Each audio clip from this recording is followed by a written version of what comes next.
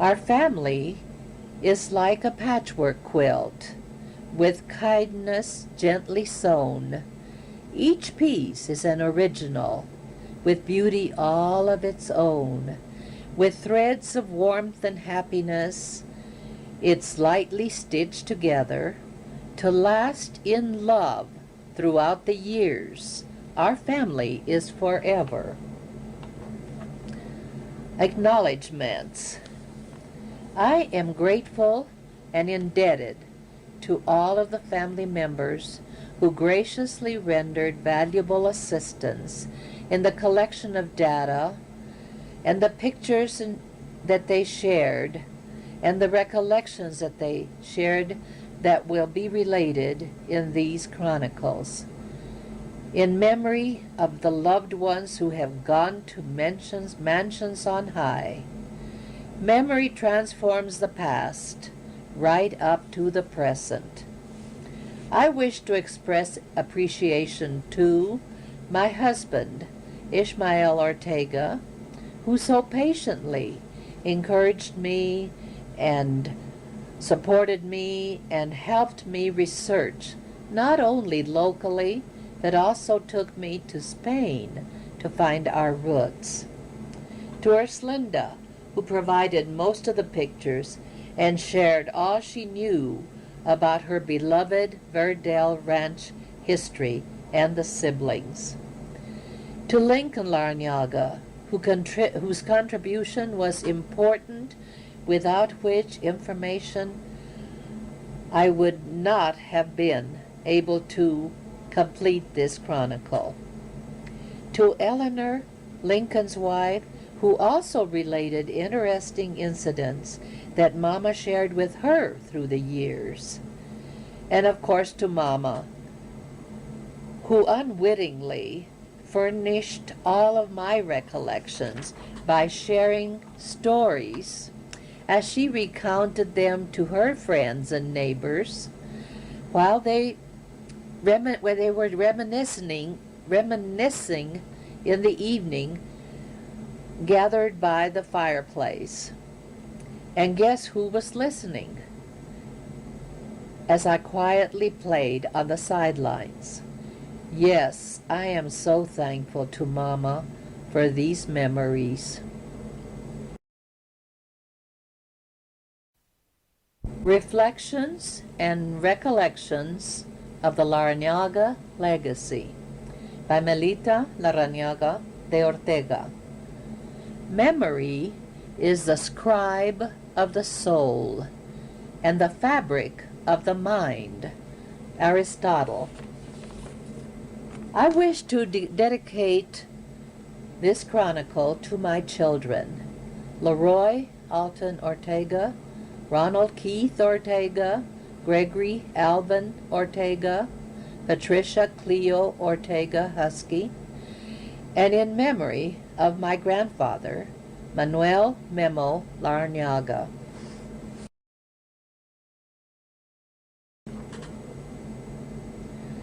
No one can do objective justice to a history of a people without complete proven information of consecutive generations in the genealogy, which I do not have.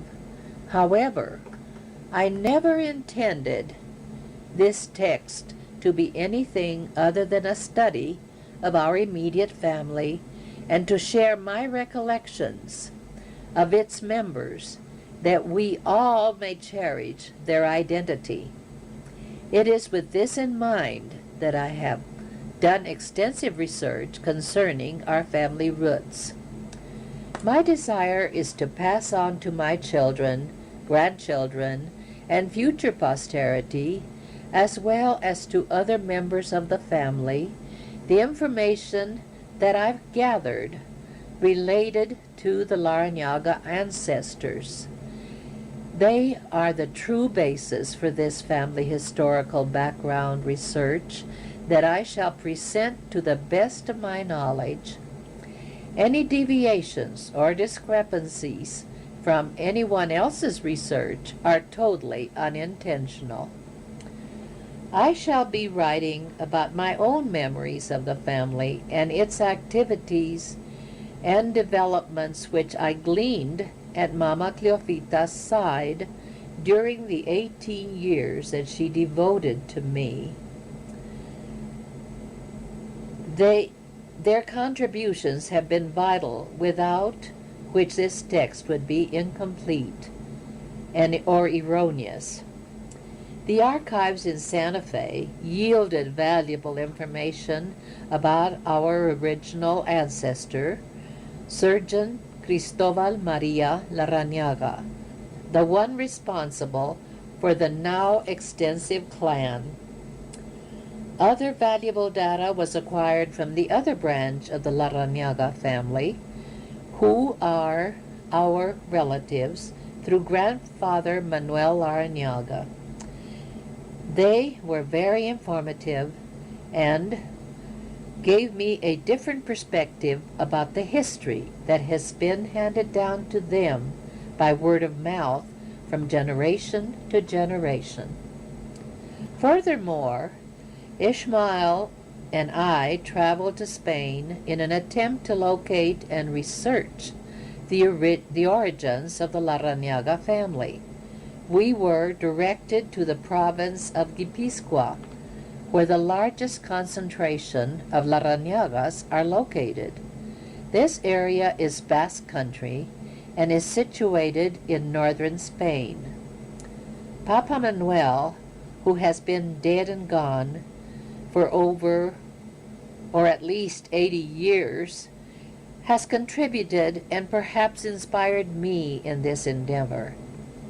He kept records and had foresight to record in a ledger information that has been pertinent, information about his family that documented dates of births, baptismals, marriages, accidents, and deaths. These vital statistics have already proven beneficial to many members of this family.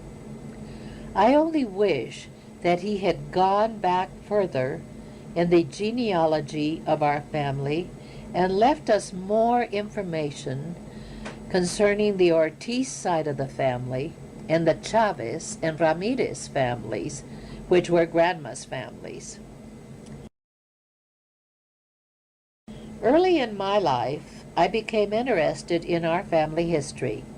Thus, in Papa's wake, I have taken on the responsibility to continue registering major family information in the same ledger that he left behind.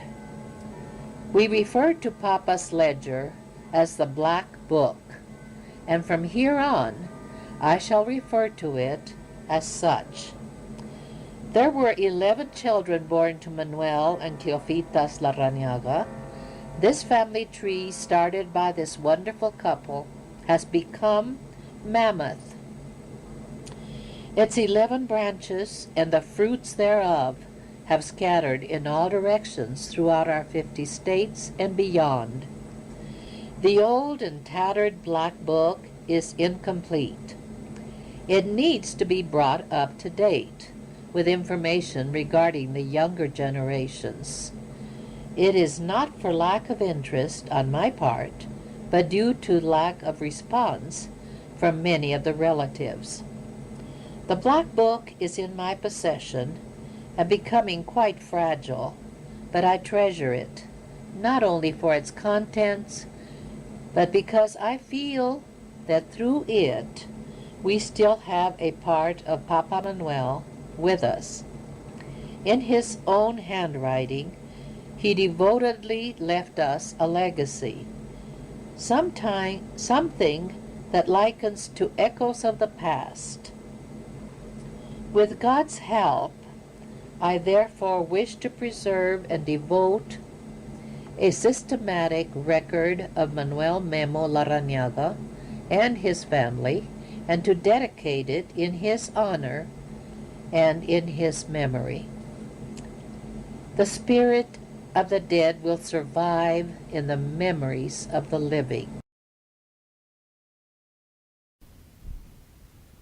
Hibbam wrote in his book, The Lost Americans, how layers after layer have been discovered, and below more layers of rock and earth laid down by nature, and more layers of debris that only humans could have made, thus leaving evidence beyond question.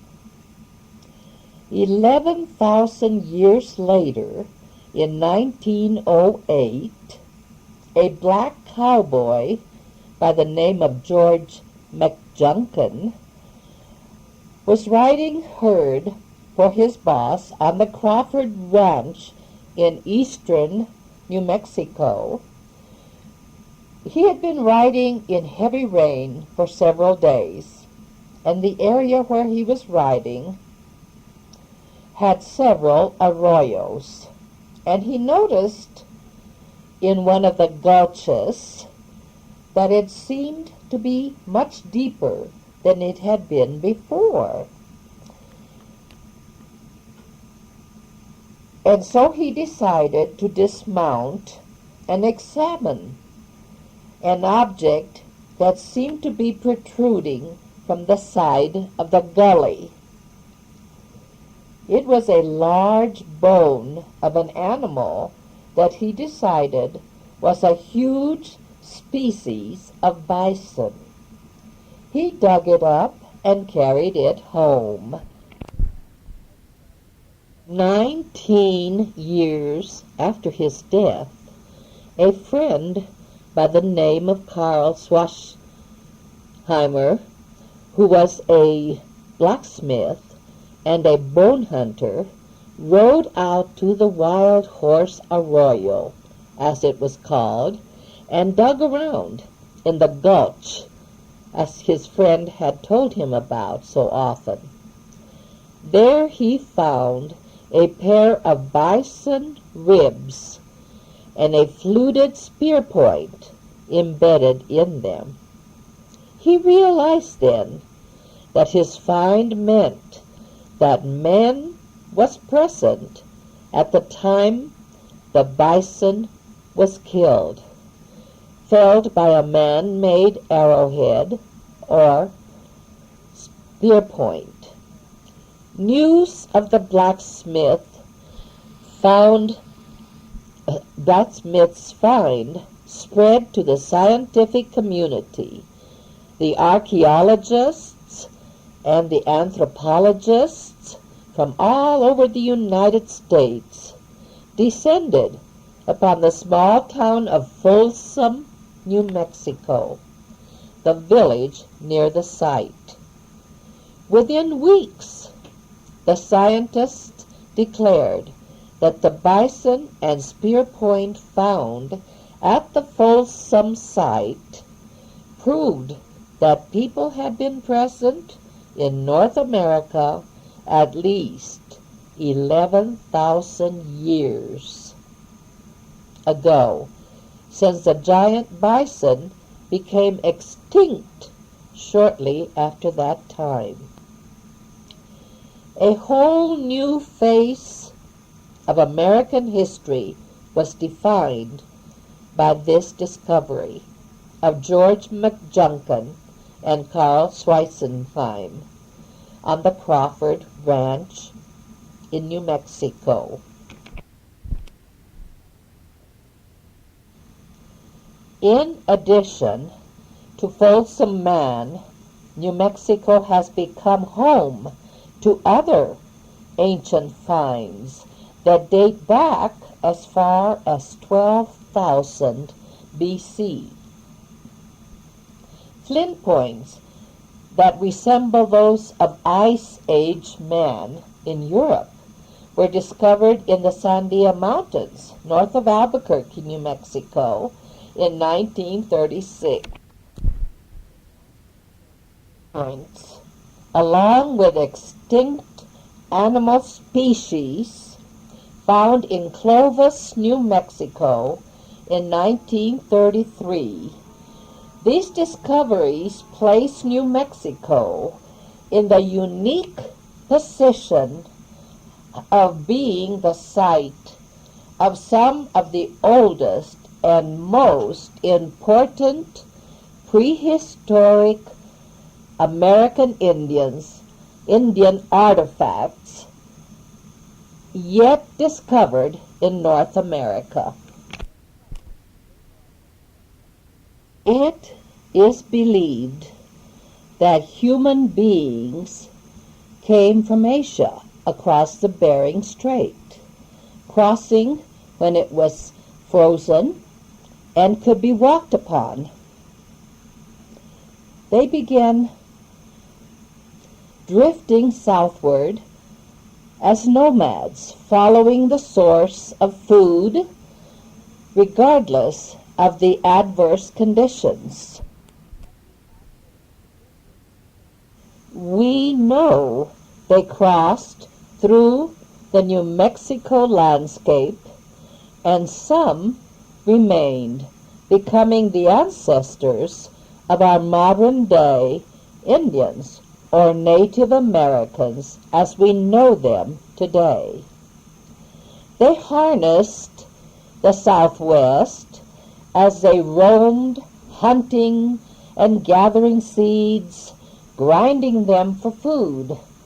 They invented the metate and mano in order to grind. We thank these prehistoric people for much of our present-day foods, such as corn, squash, chili, and even tobacco. These were the first New Mexicans. They were the first settlers in New Mexico. And then came new intruders into their land. The coming of Columbus and his discovery of what Spain called the New World, and which he claimed for the Spanish crown and for Spain, he had sailed for Chipango and the Indies on July 1492, leaving Spain from the port of Palos de la Frontera in the Gulf of Cadiz. And this I found in Conquistadores by Descala. The caravels that Columbus had contracted were a Portuguese invention. There were 3 caravels named La Pinta, La Niña, and Maria Galante, or Santa Maria as we know it. The caravels took a crew of about 40 men. Their speed barely exceeded 5 or 6 knots. They were cargo vessels and normally did not carry passengers, being devoid of any comforts or interfacing, So life on them was hard and at risk constantly.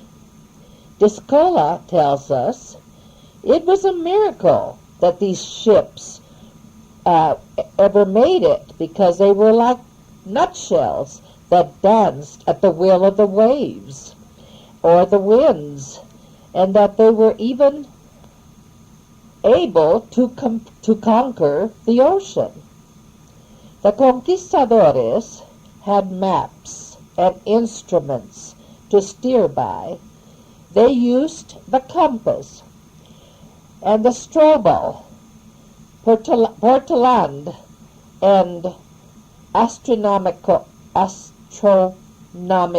tables. The compass had been passed to the Spaniards by the Arabs. It consisted of a needle floating on water in a wooden case. The astrobal had been invented by Hipparchus 2 centuries before Christ and perfected by a German named John F. Koingensborough and an astronomer. This instrument they used to plot the position of the stars and their height above the horizon. Again, information from Discola. These sailors also used documents drawn up by geographers and astronomers to locate seaports, which gave approximate pictures of the skies. Such were the technical means available to these brave navigators who with Columbus prepared to cross the dark sea. The pilots who could read and use these means of navigation were very few. According to Discola, Columbus was incapable of explaining to his crew the variations of the compass. Yet the men of his day knew the phenomenon of local declination, the angle made by the magnetic needle with the geographical north under the influence of terrestrial magnetism. Columbus felt that the commander-in-chief of the expedition, or himself, should have a more distinguished caravel than the Nina or Pinta, which did not exceed 100 tons. The ship that Columbus wanted bore the name of Maria Galante. Since it had been built in a Galician port and was also called the Galician, it was bigger than the other 2 vessels, weighing more than 120 tons, and its speed was 9 knots. It suited this commander, who was obsessed by appearances. His caravel should be the larger of the 3. The captain of the Maria Galante, and also its owner, was Juan de la Cosa, a native of Santona, a little town between Bilbao and Santander in Spain. From the start, this Basque man pleased Columbus because he seemed to have all the virtues of his Basque race: surreptitiousness, sobriety, hard worker. He spoke little, smiled a lot, and was alert to everything about him. He proved that he could be merciless in grave circumstances. His whole crew were devoted to their skipper. All were Basque men and accustomed to rough voyages in the Bay of Biscay. They distrusted everything not Galician or Basque. Columbus eventually won over and persuaded Juan by promising him glory and fortune. He finally gave in. The Basque agreed to surrender his ship to Columbus in condition that he be added to the expedition as master of the crew and pilot, because his men would never enlist under a stranger. Columbus felt great. He'd done well. He'd gotten a reliable ship, bigger than the rest, and an experienced pilot and trustworthy crew, all without spending an extra maravedi. Juan refused to discuss money. There would be plenty of time when they returned from Chipango to claim payment of the cost of the expedition from the Catholic monarchs. Columbus was concerned about the name of the ship. Was it a fitting name for the flagship of a Christian fleet? After all, his embassy was also apostolic. So with a few brush strokes, she became the Santa Maria. On August the 2nd of 1492, the vessels were blessed by the prior of La Rabida, who also had held the high mass at the monastery and gave the commander the sacraments.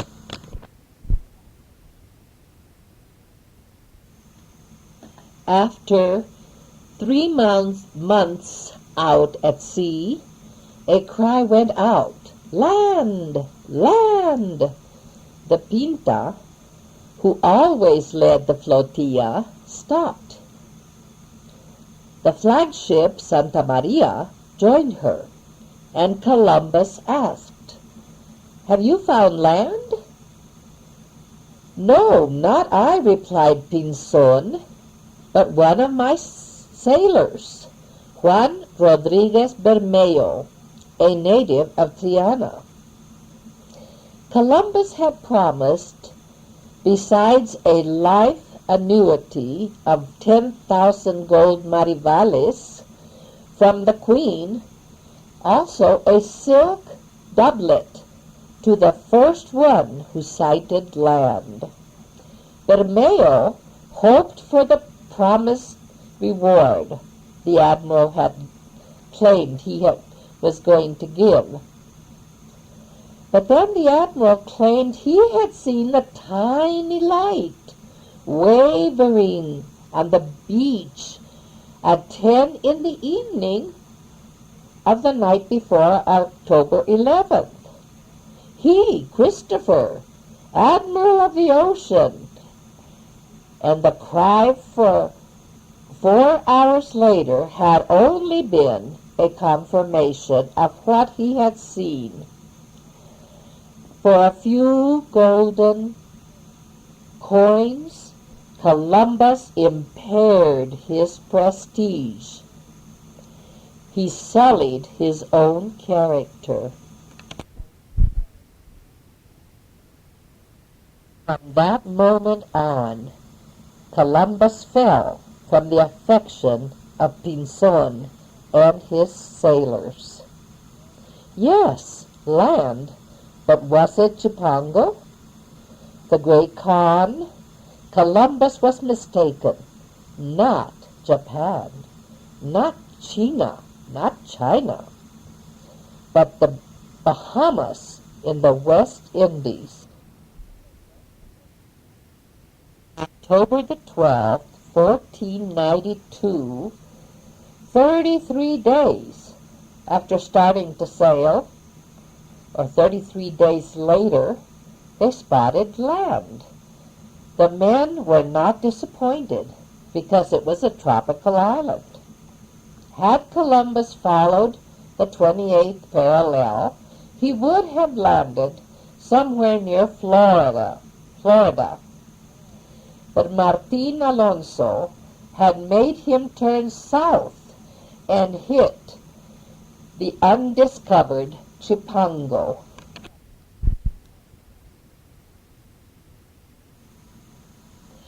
As Columbus and his men prepared for anything that could happen, disembarked, Columbus clutched the banner of Castile and the emblem of Christ nailed to the cross. The two captains held the standard of the expedition, a green cross entwined with royal initials. As they were about to touch shore, some men broke out of the thickets. They were naked, and some dragged hollowed tree trunks over the sand and launched them on the water, paddling towards the Spaniards. The island was inhabited. Columbus, the admiral, ran his boat ashore in spite of the oncoming men, and he walked a few steps along with Rodrigo de Escobedo and Sanchez de Segovia, notary and royal controllers, witnesses, and scribes. Columbus drew his sword, cut some weeds, and whipped off the bark of a tree. This was symbolic gestures to mark the right of ownership. The officials drew up the deed. Thus Columbus took possession in name of the Catholic monarchs and named the island San Salvador. The natives called it Guanahani, later called Watling Island, part of the Bahamas or Lucayas archipelago in the British West Indies. Thus was America discovered. Still, Columbus thought he was in Asia. After the deeds had been recorded or drawn up, Columbus fell to his knees and kissed the earth and thanked God. The natives were curious, though slow in reacting to these godlike men. The brave ones touched the Spaniards' beards, and finally the shiny swords. They never had seen such shiny substance that caused bleeding at the touch. They seemed peaceable people. Columbus, however, did not tarry at San Salvador, since there were only simple natives and the land was full of parrots. The natives responded with childlike or childish laughter, so couldn't tell him if there was any gold. He must check further on into Chipango, so he took to sea again. This history continues, however, I will not delve into it any further. We have touched on his voyage and his arrival on the new continent, but will not delve further about him, but will touch on history of the conquistadores in the New World. Many more expeditions were sent after Columbus, which later conquered most of Mexico and began crossing the continent. They did not enter New Mexico in the southwestern part of the continent until 50 years later. Irma Ferguson, in her book called A Pageant of Three Peoples, these conquerors were of the age or the era of knighthood. Therefore, the soldiers wore the armor of the times. They took possession of everything, people and lands, in the name of the cross and the Spanish crown, to the glory of the vast Spanish Empire, which at the time was expanding throughout the known world. In their clanking armor and fine horses, they represented the highest civilization of their time, bringing with them their religion. Franciscan friars walked along with the soldiers in their sandaled feet, meek and unarmed, determined as much as the soldiers to conquer in the name of the cross they carried. The head of this expedition was Francisco Vázquez de Coronado. Coronado was not the first to see these vast stretches of mountains and deserts that became Nuevo Mexico.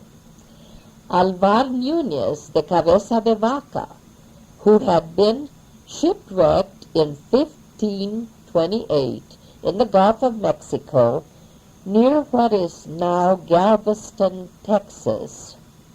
He had walked across the continent along with 3 other men, sometimes held by Indians as slaves, but also revered by them because of their white skin and their gift of healing.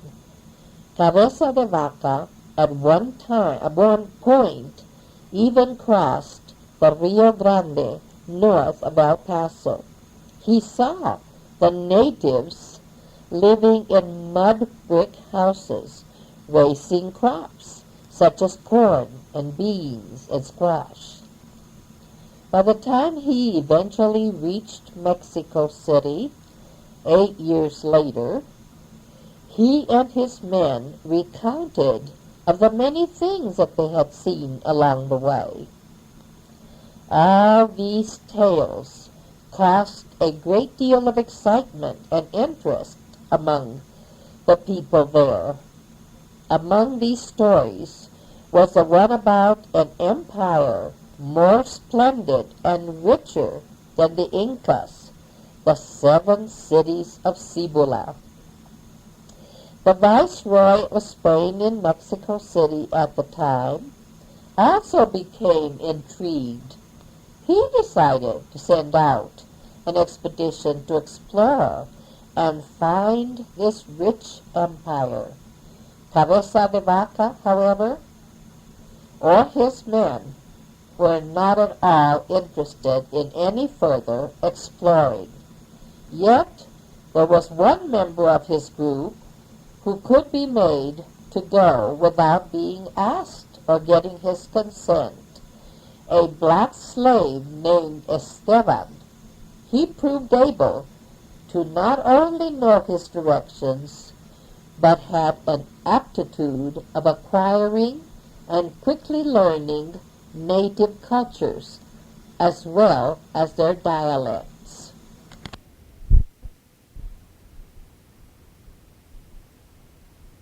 Along the former travels, Esteban had been given a gourd that had been decorated, or he had decorated it, with bells and feathers.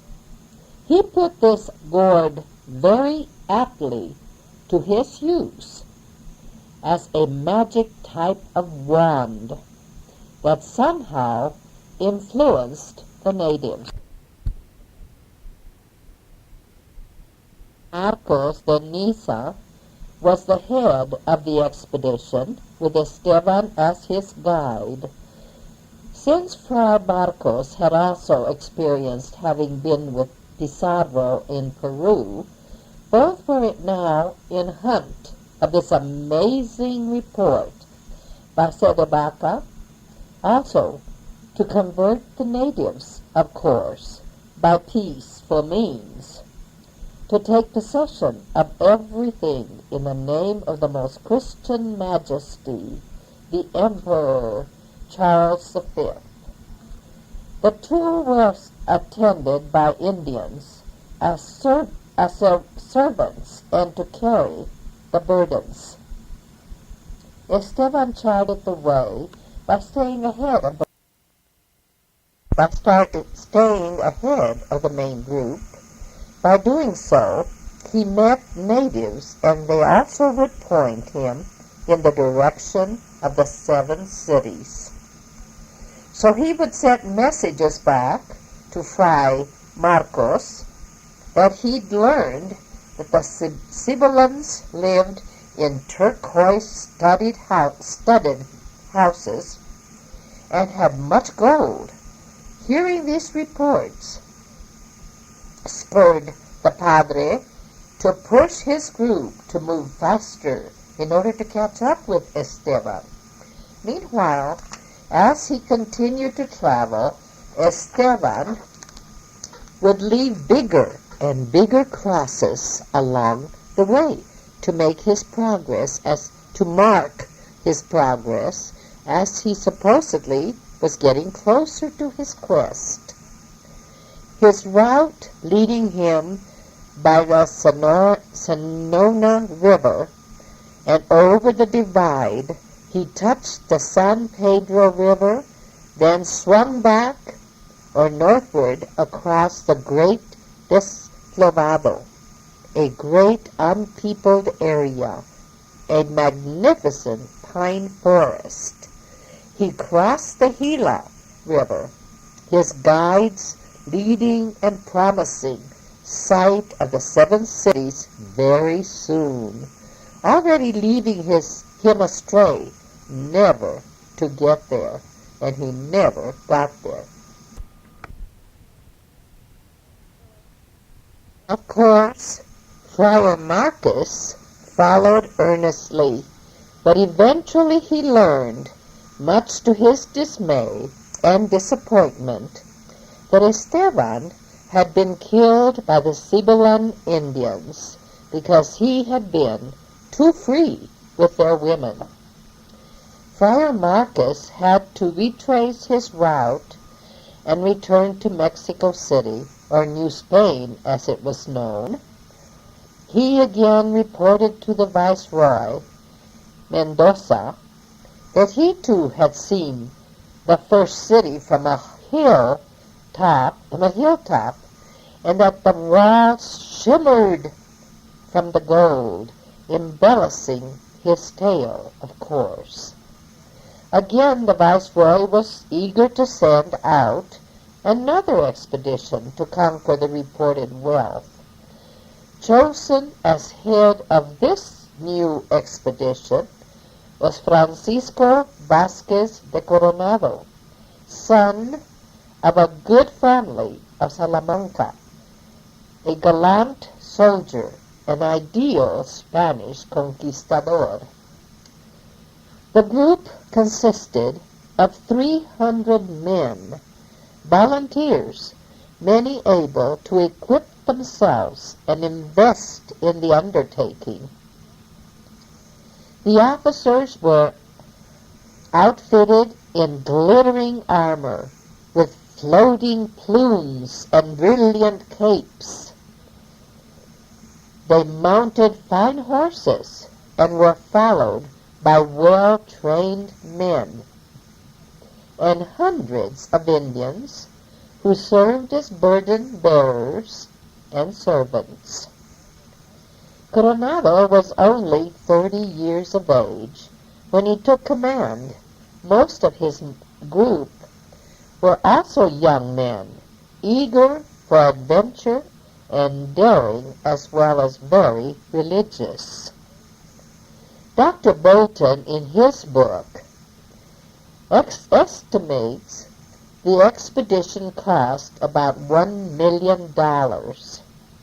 Mendoza, the Viceroy, himself reviewed the troops and accepted the oath of allegiance from each man and gave an inspiring address on February the 22nd, 1540.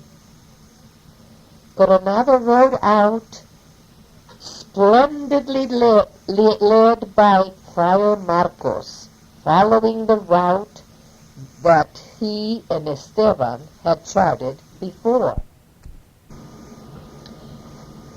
This army was made up of many different nationalities: Spain, England, Portugal, Italy, France, and one Scotsman, one German, and there were 3 women. After many months of hardship, they finally reached Cibola. It was not the gold shimmering city with turquoise set in doorways, as had so eloquently been reported. Not even 7 cities, but only a crumbled old pueblo. The soldiers were very angry, and they cursed the poor friar, and at this location Coronado met his first disappointment, as well as fighting his first battle for Spain against New Mexico pueblos. The Cibolans had no intention of surrendering to king and church, despite of Coronado's promises of the king's pardon or the church's grace. Smoke signals went up and summoned many fighting men. The women and children fled and hid in the mountains. No armor or plumed helmets impressed these natives. Their mud terraced houses became their fortresses, and their stones and arrows made it impossible for the horses and the men to get near. Some foot soldiers found footholds and were more able to enter, and the fierce fighting continued. After an hour of bitter fighting, the pueblo was surrounded. Coronado had been seriously wounded, but agreed to let the people stay in their homes, because he knew that food was needed desperately for his bedraggled and starving man. At this point, maize, turkey, and salt were more important than gold, and these natives could provide it. On his return, he wrote to Mendoza describing the terraced houses, the dry, flat land, the winds and sudden rains. He told about the cattle, which were buffalo, and the well-tanned hides. He described the natives, their bows and arrows, about a little turquoise, but no real wealth or gold. Coronado ordered the Indians to submit to the emperor and God on the promise of peace and eternal bliss in the world to come if they yielded and were baptized. They were taught about tithes and taxes and would be counted as Christians and civilized. If they did not comply or give in, they would fight until they did.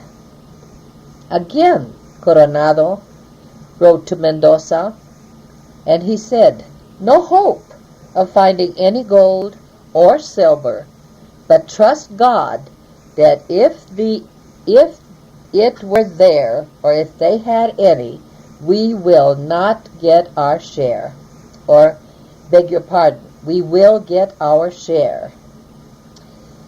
The letter was sent with Juan Gallegos and Friar Marquez, who was by that time an old man, discredited and sick. However, he, Friar Marcos, was the first promoter of New Mexico. Coronado and his men continued on exploring the region, going eastward to Acoma and other small kingdoms. They followed Indian trails to Laguna and eventually reaching a river they named Nuestra Señora. That was the date of September 7th, the eve of the feast of Our Lady. Near Isleta, the white men first looked across the Rio Grande Valley and saw fields of corn or maíz, and cottonwood groves and blue manzanos. The first pueblo mentioned were the Tigua, near Bernalillo. Bigotes, the Indian leader of the Spaniards, led them to Galisteo, Cerrillos, but always skirting the treasures of the turquoise, gold, and silver mines. On to Lamy, Glorieta Canyon, on to the Pecos ruins. Bigote, meaning whiskers, declined to guide them any farther. The new guide took them through Antonchico and east to what we call the Canadian Plains. That is the place they first encountered the huge buffalo herds and compared them to the fish in the sea. Coronado and his men meandered through much of the western region, New Mexico, Colorado, Kansas, Texas. He never found the gold he sought. He finally returned to Santa Fe and prepared to return to New Spain or Mexico City. Personally disappointed for not finding the golden cities that he had coveted so dearly. His expedition and quest, however, was historically important, for while he was exploring this part of the country, and at the time he reached Kansas, another explorer by the name of De Soto had reached the Mississippi. These two Spaniards had traveled the continent in 1541, and Spain could and did claim 1/3 of the present-day United States. After returning to New Spain, Coronado was placed on trial for having defrauded the Spanish crown of an incalculable wealth. However, eventually his name was cleared, and he died in 1549, never finding those evasive, splendid cities, but only vast, desert, worthless land, calling it La Tierra Nueva. For 40 years, La Tierra Nueva was not invaded again, though several expeditions followed, all returning, reporting no gold. That evasive gold that hid itself so well from all of the Spaniards and their expeditions. Another expedition I must mention is the Espejo expedition of 1582, which also reported no mines, no gold. This expedition's contribution, history tells us, was the first to call this land Nuevo Mexico. Remember, this is called the the Espejo expedition. They were the first to call this part of the world Nuevo Mexico. Thus, the origin of this state's historic name before the end of the 16th century. This information I found in A Pageant of Three Peoples by Irma Ferguson. The Nueva Tierra didn't gain any riches for Spain and was thought of as failured expeditions, but colonized nonetheless and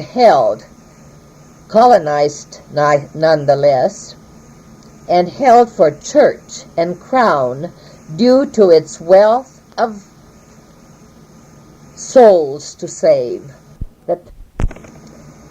The term America first was used for the territories south of the equator, and much later used for the whole New World, for the world at that time separated from Asia 35 years later after Columbus had died.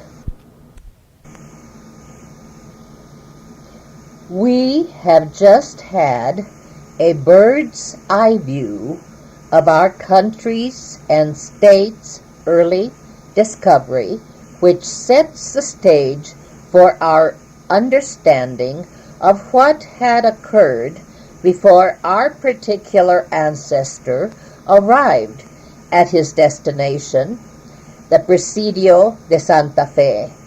We still have some reviewing to do to set the stage for the surgeons entering into the picture.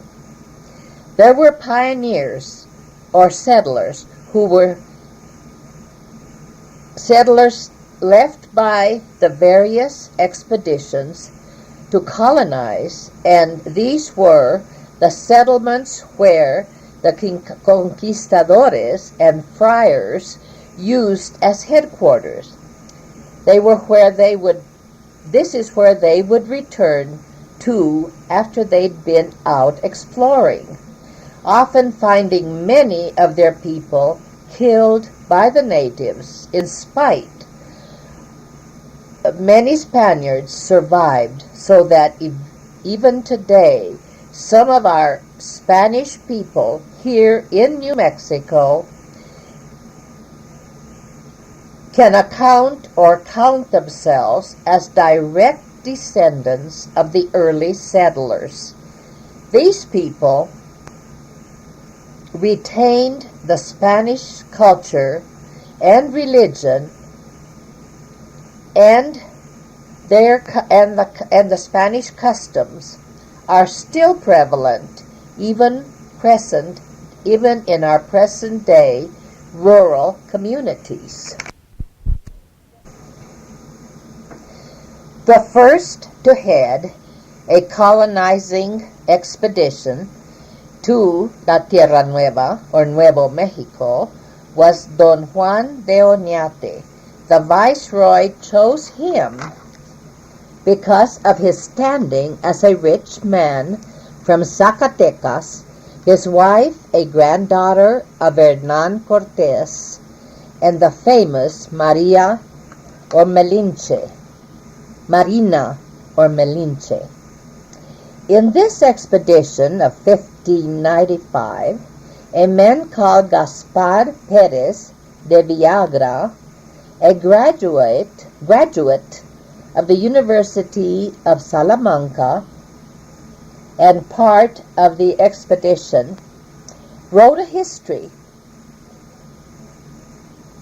Historia de la Nueva Mexica, which he published in Madrid in 1610. Nueva Mexico, I think he put, I want to change that. And he published it in Madrid in 1610. It is the first written history of any state in the Union. It was addressed to King Philip II. The expedition left Mexico City, or New Spain, on January 26, 1598, with 400 men, 130 wives and children, Indians as servants, and to carry burdens, and to act as interpreters, 8 priests, 2 lay brothers, and friars, in Spanish called frailes. Friar Alonso Martinez as comisario, a herd of animals for food, oxen, to pull 83 carretas or carts loaded with necessities, their wardrobes of satins, velvets, and fine English cloth, plumed hats, and extra armor. These carretas were frail and caused a great deal of problems because they would get stuck in sand or mud. Oñate followed the Rio Grande north and eastward, and by so doing he bypassed Santa Fe and chose for his capital the pueblo of San Juan, naming the first capital San Juan de los Caballeros, honoring both his officers and the saint on whose day he took it. He kept going, reviewing his new dominion. He traveled to all the surrounding pueblos, Picuries, Santa Barbara Valley and on to Taos, southeast to San Marcos, Galisteo, and on to Pecos. In September, a fiesta was celebrated with Friar Martinez dedicating a chapel he had erected in only 2 weeks. On the 8th day, the governor ordered a holiday to celebrate the occasion. The chapel at San Juan was New Mexico's first church, long since gone. However, at this writing, I have just heard that foundations have been excavating. A building built on its foundations is being rebuilt, and it will become a museum. The lady who told me this is Mrs. Villa, my sister's sister-in-law, and is very active in its restoration, as well as her husband, Professor Joe, or Jose Villa. This is where the Franciscans began their civilizing of the pueblos. They built a convent in the pueblo that they called San Ildefonso. Oñate, however, was more interested in finding mines than on building missions, hoping to find the gold mines that his predecessors had missed. One of the friars, Juan de Montoya, a learned priest, wrote, Nuevo Mexico extended from north to the strait located between Nombres de Dios and Panama, turning west within sight of the continent of China, with a narrow strait of ocean which the geographers locate on maps by guesswork, for we do not know the true facts. He was cautious, but did not doubt that New Mexico was a peninsula extending northward between Newfoundland and China. Oñate was having his troubles also.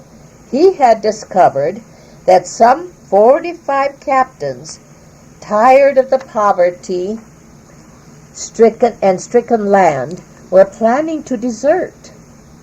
He forgave them at the time, however, soon discovered a second plot.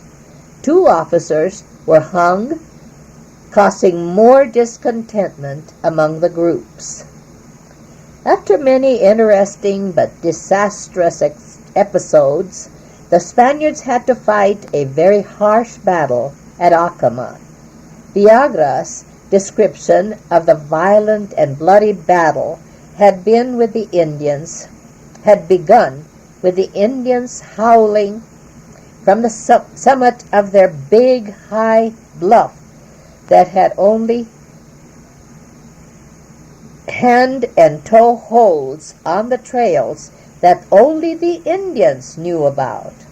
The Spaniards eventually found another trail to the south and gained access to the top. They had to drop a beam to cross a crevasse. They were met on the other side by more natives. Viagra says he leaped the gap to catch the beam and replace it so that the rest of the soldiers were able to also enter the pueblo. Fighting fiercely and winning street by street, house by house, shouting, Dios y Santiago, God and St. James. Later, some of the Indians claimed to have seen an apparition of Santiago mounted on a white horse and wielding a terrible swift sword.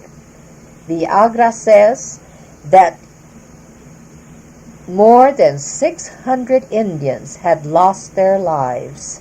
The fighting lasted 3 days of vicious hand-to-hand fighting. Acoma was conquered and destroyed. All this destruction just to punish the Indians for killing one man, Oñate's nephew.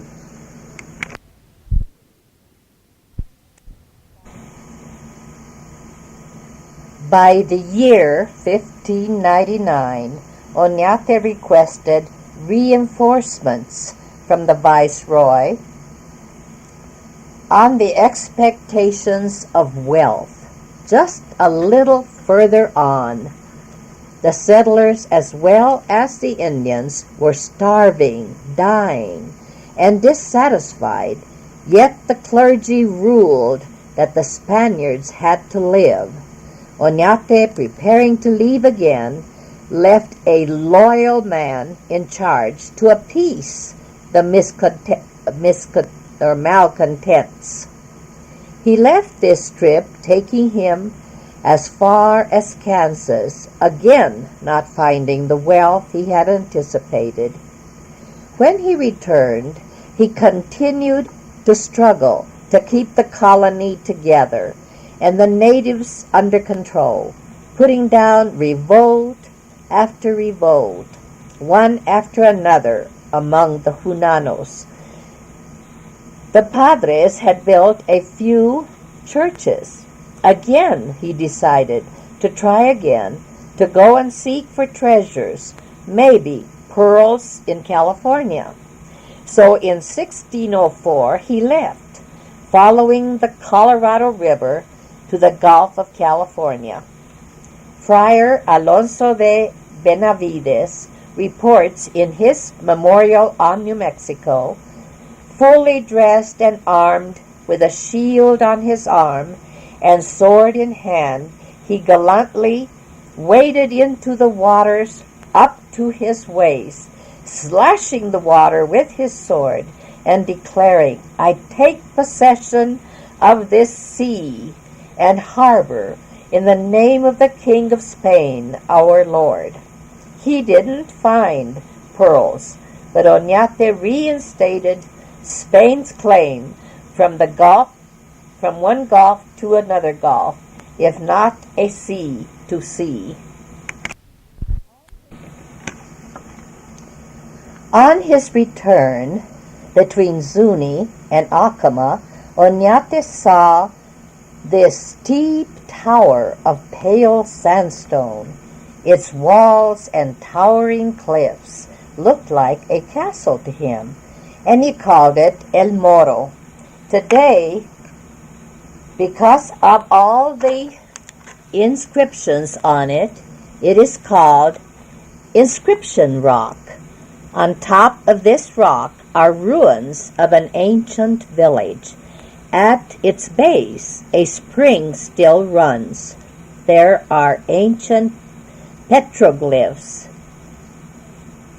The earliest dates noted are Oñate letters and dates. The first phrase, Pasó por aquí Don Juan de Oñate, returning from the discovery of the South Sea in 1605. Of course, the soldiers also signed or left their mark. Today, El Moro is a state park with guards guarding it. Upon return to the capital, Juan de Oñate named Don Cristobal governor. Shortly after the viceroy overruled, the viceroy overruled the appointment. Oñate was recalled and underwent rigorous investigations, was found guilty and exiled from Nuevo Mexico to New Spain. On the way, along with several of his officers and his friend Villagra, was accused of writing beautiful but untrue accounts about New Mexico. The viceroy then appoints Don Pedro de Peralta, ordering him to protect and support the missions and to move the capital to a better location. One of his first acts as governor was to move the seat of government and the colonists to the valley of Santa Fe in 1610, thus the date of our present capital's finding. Along with Peralta came 8 padres, one named Isidro Ordóñez. These 2 men, Peralta and Ordóñez, together made most of New Mexico's history for the next century.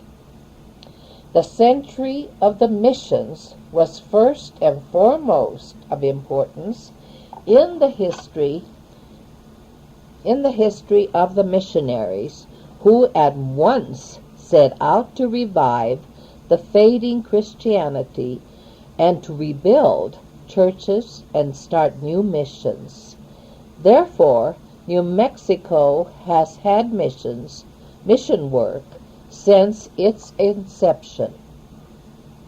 These padres were men of great faith and courage.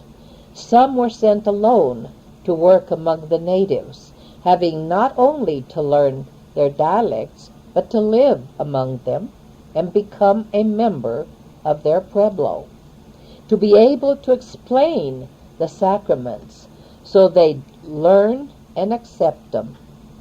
They attended to the sick and the dying with the only medication they had, the herbs brought with them or they grew, also learning from the natives themselves.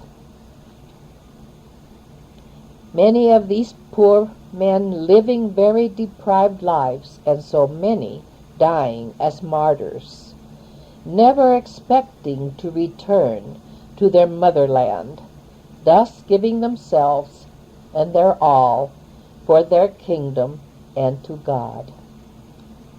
The friars, in building the churches, always laid it out in a form of the cross.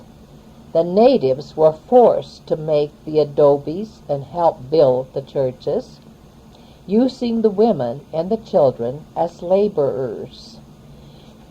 Using the European idea of high windows to light the altars, also teaching carpentry and carving of the design and the scrolls.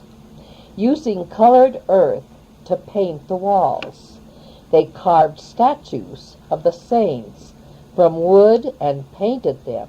Today we call men and or women who carved these santos santeros, and they are a rare, talented people. Of course, the work was crude, but with what they had to work with, they added beauty to their chapels, or sanctuaries, or santuarios, were made worshipful, that made them very worshipful. They had to build everything, the pulpits, the choir lofts, the windows, as well as to plaster the building inside and out. This was work for the women and the children, for they were the only ones willing or who knew how.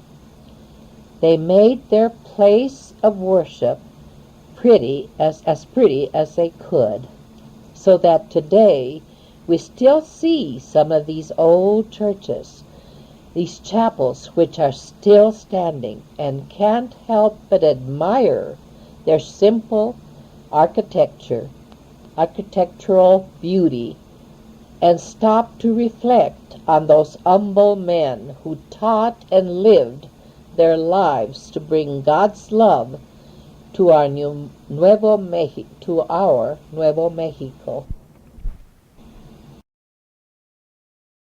From 1598 until 1601, the settlement was referred to as San Juan Bautista, but later was called San Gabriel del Yunque. San Juan de los Caballeros generally was used to denote the Tiwa Pueblo on the east side of the Rio Grande to which the Indians had moved. The Spanish capital remained at San Gabriel del Yunque until its removal to Santa Fe in the winter of 1609 to 10. Santa Fe had been founded in 1609 or 10 by Don Pedro de Peralta, who was the instigator of moving the capital from its original location at San Gabriel del Yunque. This was in 1610. The established and certain date of our capital's founding, with Peralta as custodian of the 8 friars who accompanied him, went Friar Isidro Ordóñez. These two, Peralta and Ordóñez, were to make a great deal of history and to set its tone for a century or so.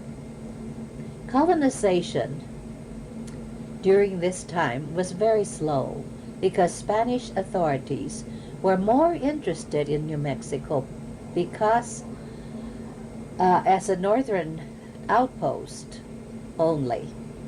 The region was considered a failure as a source of easily obtainable gold. Spanish settlements, even though the population was relatively small, were spread far apart.